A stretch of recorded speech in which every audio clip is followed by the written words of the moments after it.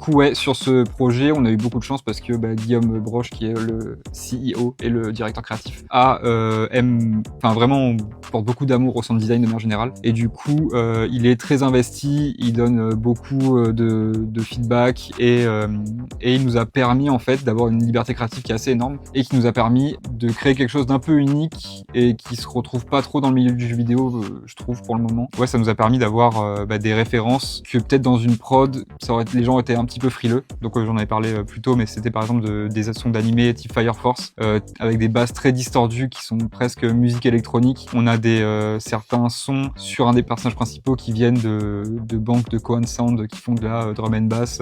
On a certaines sonorités comme ça. Et qu'est-ce que t'en penses, toi? On est le meilleur. On est plutôt pas mal. Il y a Julien Chess qui a mis un gros plan, tu pourras le mettre dans la vidéo. Il y a Julien Chess qui a dit regardez l'immersion du jeu, il a mis les ambiances de Spring Meadow. Oui, alors ça. Alors là, les ambiances de Spring Meadow, putain de cascade. on a mis 6 mois à les refaire en boucle. C'était un running gag. Et voilà, j'étais très content. Merci Julien.